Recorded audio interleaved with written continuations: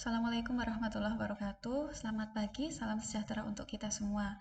Hari ini saya akan melakukan praktik olah data, yaitu uji instrumen yang berupa uji validitas dan reliabilitas.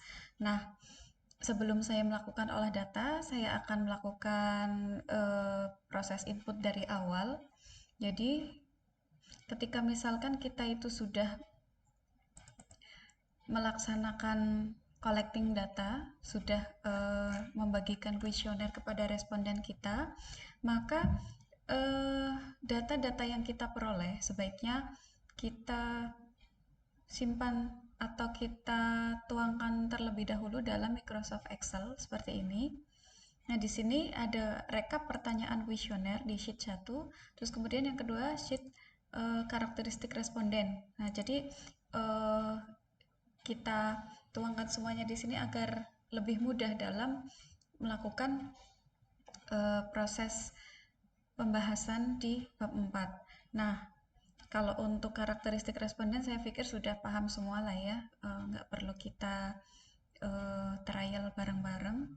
Jadi nanti dijumlahkan misalkan responden yang laki-laki berapa, perempuan berapa, pendidikan terakhir apa, misalkan SMP-nya berapa, dan seterusnya. Saya yakin udah paham semua. Nah, hari ini kita melakukan analisis uji validitas dan reliabilitas. Nah, ini pada kolom A, ini merupakan nomor responden. Jadi ketika misalkan kita melakukan input kuesioner secara manual, kuesioner yang sudah kita input sebaiknya kita kasih tanda sebagai nomor respondennya. Misalkan yang kita input pertama kali itu dikasih nomor 1, ini merupakan jawaban dari responden pertama dan seterusnya. Kenapa demikian? Karena jika nanti ternyata hasil analisis yang kita lakukan itu tidak sesuai, nanti kita bisa lebih mudah cross check data ke lapangan kayak gitu. Misalkan si A namanya siapa, kemarin ngisi kuesioner yang keberapa dan seterusnya. Nah, kemudian di kolom B sampai kolom G, di sini variabel X1 ini merupakan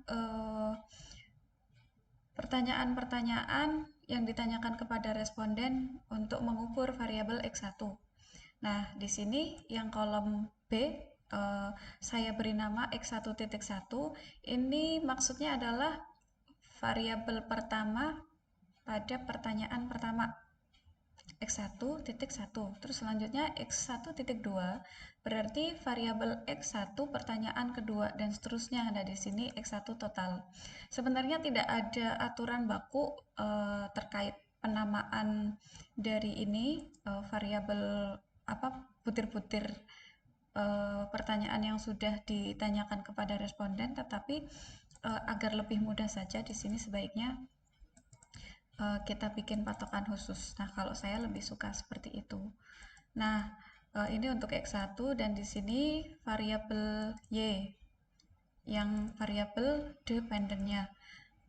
Ini terdiri dari 6 pertanyaan 1 sampai 6, terus kemudian ada Y total. Di sini saya juga masih menggunakan metode yang sama dalam hal penamaannya. Jadi Y.1, Y.2.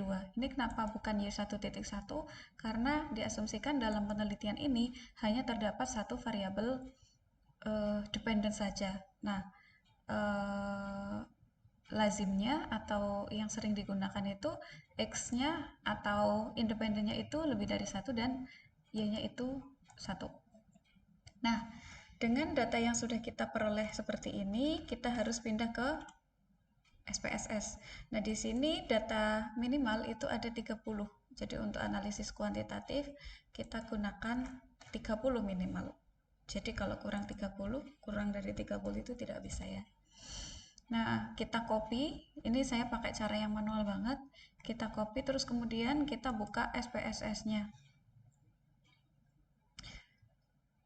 Kita tunggu sampai SPSS-nya terbuka.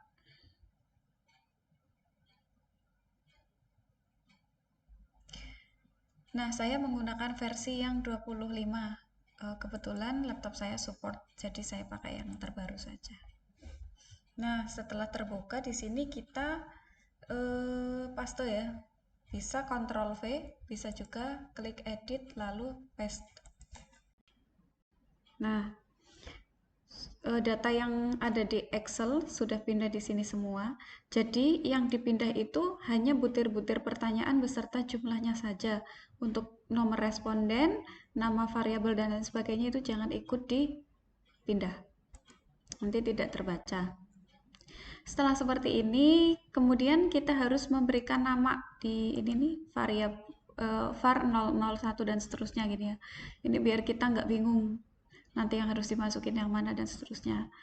Namanya boleh seperti yang tadi di file Excel. Nah, di sini ada x1.1 sampai x1.5.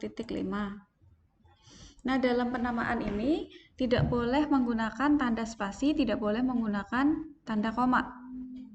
Dan tidak boleh ada yang sama, karena ketika ada yang sama nanti otomatis tidak mau dinamain dengan yang itu. Nah, misalnya di sini tadi x1.1, x1.2, x1.3, x1.4, x1.5, x1 total.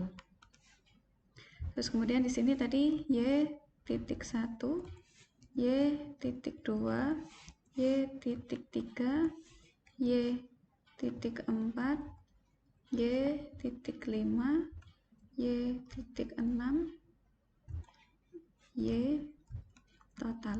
Nah, seperti ini sudah cukup. Lalu kita kembali ke data view. Nah, kemudian kita lakukan analisis uji validitas. Nah, uji validitas sebenarnya ada beberapa metode. Nah, kali ini saya akan mempraktikkan yang metode person product moment. Yang pertama, kita harus klik analyze, kemudian correlate, lalu bivariate. Nah, di sini ada item-item yang sudah kita isikan tadi di data view. Nah, kita pindahkan ke kolom yang samping. Nah, kalau untuk metode product moment, kita bisa memasukkan beserta nilai total. Jadi x1.1 dimasukkan, x1.2 dimasukkan, x1.3 sampai x1 total. Atau biar lebih cepat, klik yang paling atas lalu klik tekan shift dan kita tekan yang terakhir akan kita gunakan untuk dipindah. Nah, terus kemudian kita klik yang button ini. Nah, lalu kita lihat di sini ada correlation coefficient. Nah, tadi saya katakan bahwa kita akan menggunakan yang person product moment. Nah, di sini cara yang lain itu ada Kendall's, ada Spearman. Nah, karena kita mau pakai yang person, maka yang di checklist di sini adalah yang person. Lalu test of significance, di sini ada two-tiled dan one-tiled. Nah, ini berhubungan dengan hipotesis yang kita gunakan itu yang satu arah atau dua arah. Nah, pada pertemuan sebelumnya kita sudah membahas contoh yang hipotesis searah itu yang seperti apa, yang dua arah yang seperti apa. Jadi kalau yang searah itu bunyi hipotesisnya itu sudah mengarah ke satu arah tertentu, apakah arahnya ke positif atau negatif. Misal, diduga terdapat pengaruh yang positif dan signifikan antara X1 terhadap Y. Nah, itu yang satu arah, karena sudah diduga ke arah yang positif. Nah, kalau yang two-tiled itu yang masih belum jelas kelihatan nanti arahnya itu mau positif atau negatif. Jadi bunyi hipotesisnya kira-kira seperti ini. Diduga terdapat pengaruh yang signifikan antara variabel X terhadap variabel Y. Nah, itu yang disebut dengan hipotesis dua arah atau dua sisi atau two-tiled. Nah, ini kita asumsikan hipotesis kita adalah dua arah, jadi kita checklist yang two-tiled.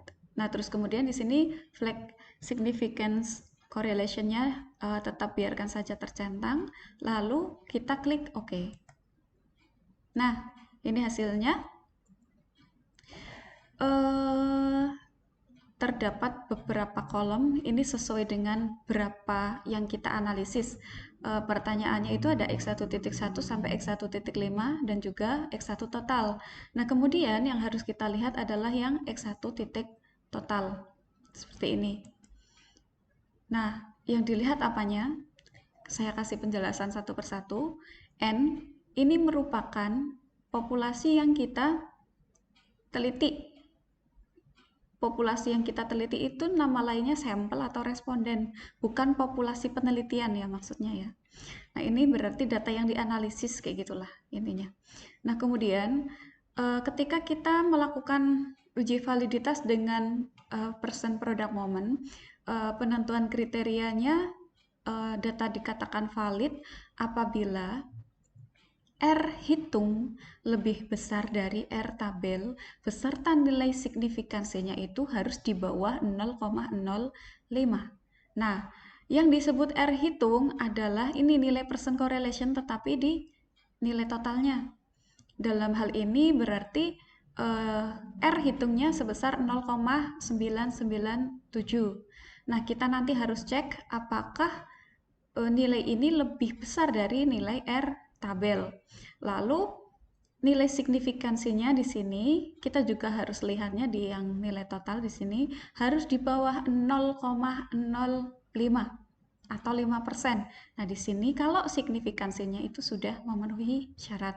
Jadi, untuk butir pertanyaan yang X1.1, syarat pertama telah terpenuhi. Nah, kemudian kita harus lihat nilai R tabelnya. Gimana sih cara menentukan R tabel? Nah, kita buka tabel R-nya terlebih dahulu.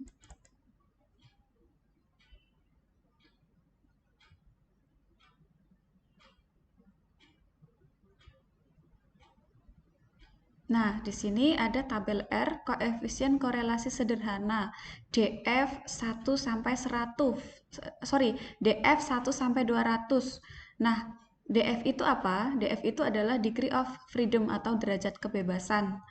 Nah, cara nyari DF-nya itu adalah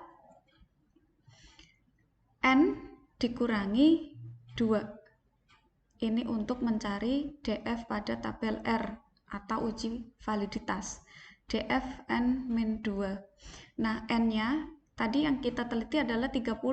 30 dikurangi 2 berarti untuk populasi atau responden sebanyak 30, maka DF-nya adalah sebesar 28. Nah, kita lihat di sini, ini DF-nya sampai DF N-2 di sini ke bawah ya. Kita lihat angka 28. Nah, berarti di kolom ini kira-kira. Nah, tapi yang mana? Kayak gitu kan. Nah, kita lihat di sini ada tingkat signifikansi untuk uji satu arah dan tingkat signifikansi uji dua arah.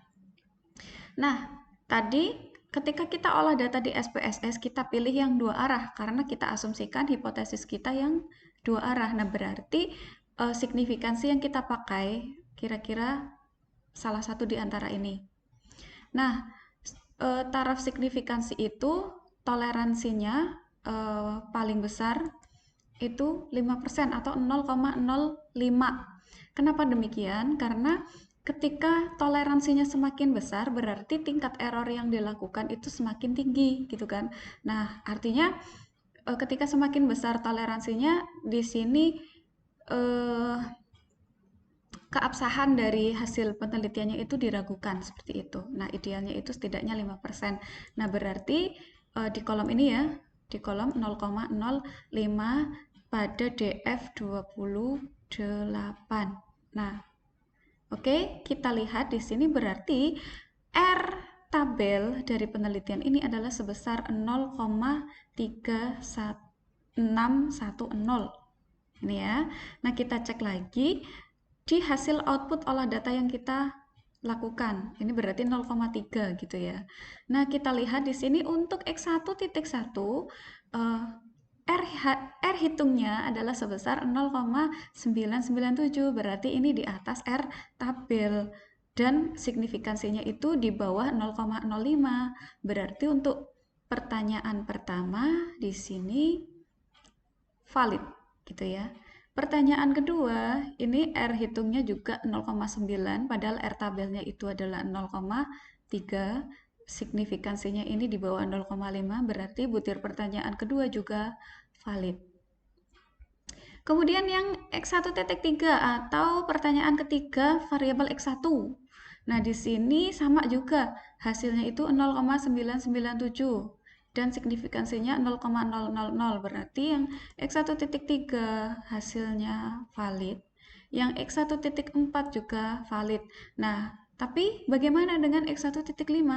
Nah, ini tidak terdetek. Tidak terdetek di sini berarti tidak valid gitu ya. Kemudian apa yang harus kita lakukan ketika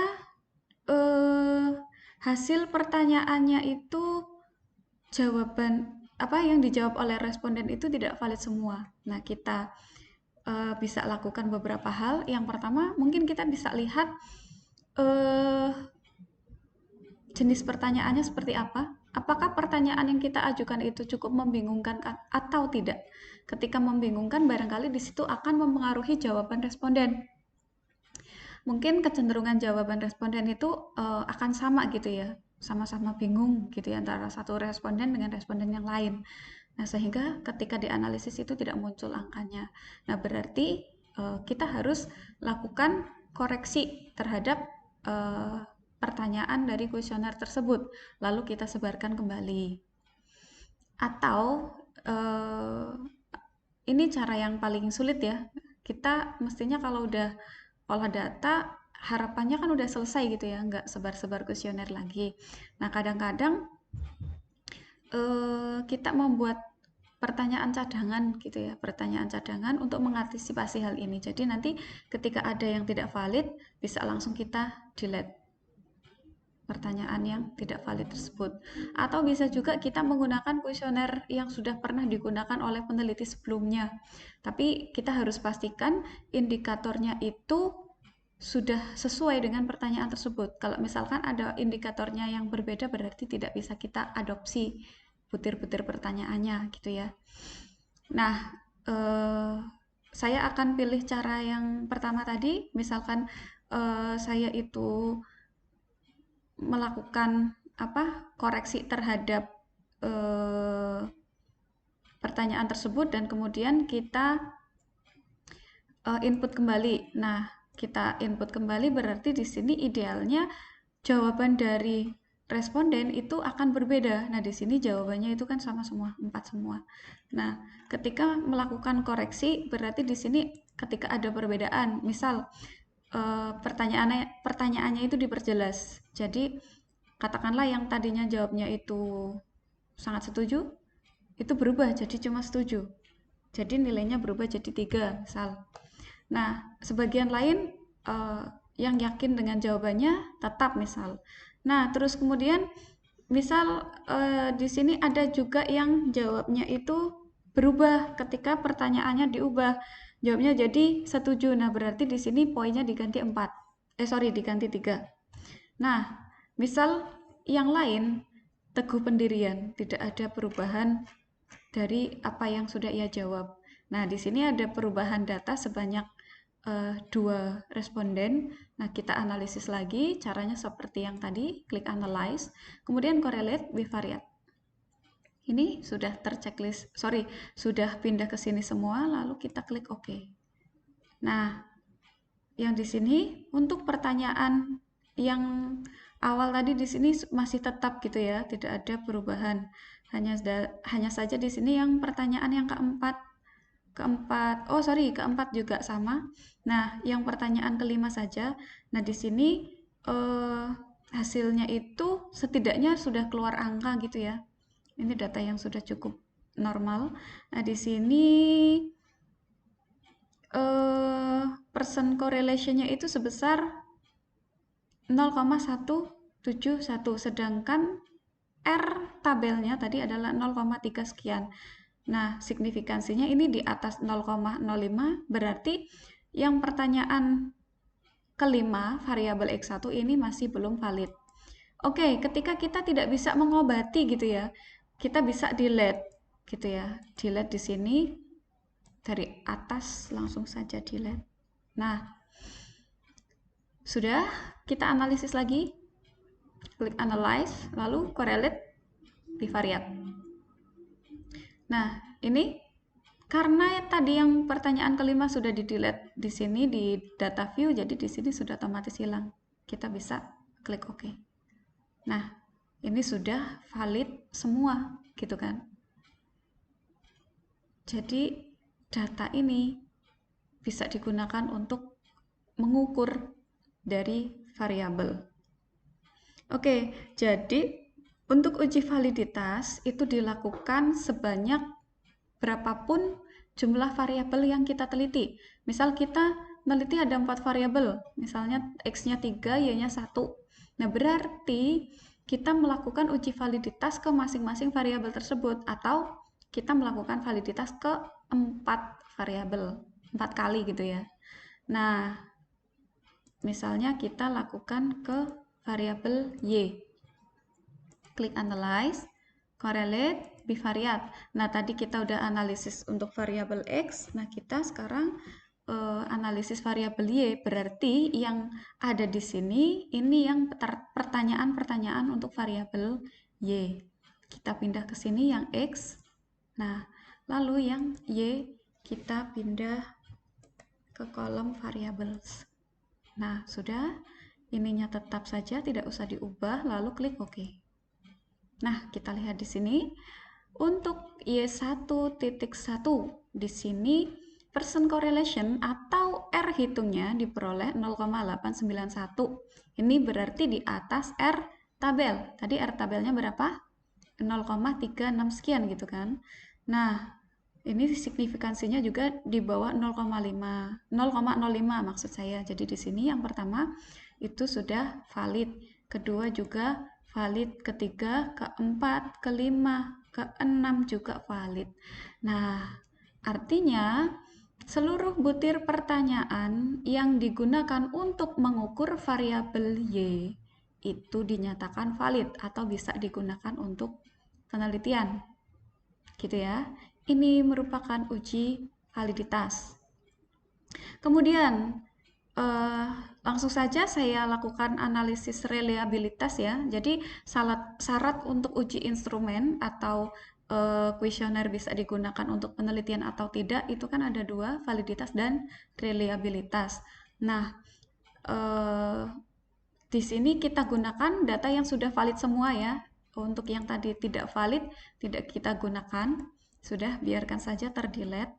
Nah, caranya kita klik analyze, terus kemudian scale, lalu reliability analysis. Nah, kalau yang tadi kita masukkan beserta nilai totalnya semuanya gitu ya untuk variabel tersebut. Nah, sekarang kita masukkan yang tidak beserta nilai total. Kita klik semua, pindahkan. Nah, kita menggunakan alpha gitu ya, Cronbach alpha gitu kan. Nah, sehingga di sini kita harus memastikan modelnya itu pada posisi alpha, bukan split half, bukan Guttman, bukan paralel, bukan strict paralel. Ini merupakan seluruh metode untuk uji reliabilitas, tapi yang familiar itu yang alpha. Kita klik statistiknya. Nah, seperti ini. Lalu kita klik continue. Kita klik OK.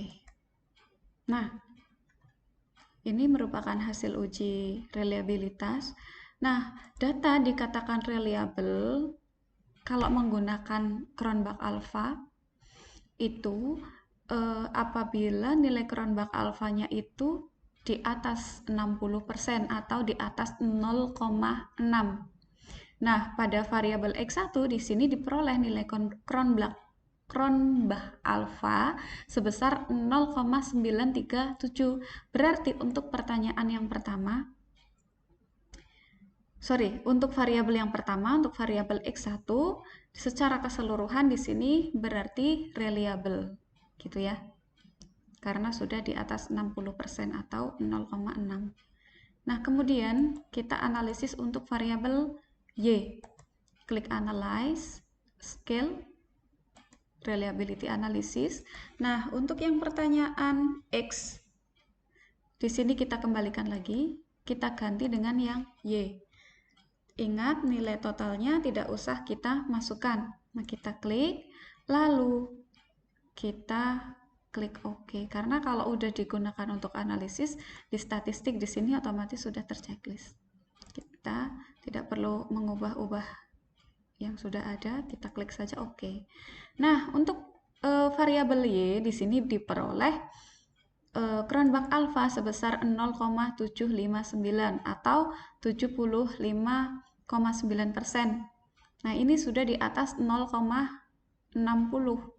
Berarti untuk pertanyaan-pertanyaan yang digunakan untuk mengukur variabel Y di sini dinyatakan reliable atau bisa digunakan. Nah, berarti di sini untuk uji validitas dan reliabilitas dari masing-masing variabel yang kita analisis sudah memenuhi syarat untuk melakukan penelitian. Sudah valid semua dan reliable semua. Oke, demikian penjelasan tentang uji validitas dan reliabilitas. Selamat pagi. Assalamualaikum warahmatullahi wabarakatuh.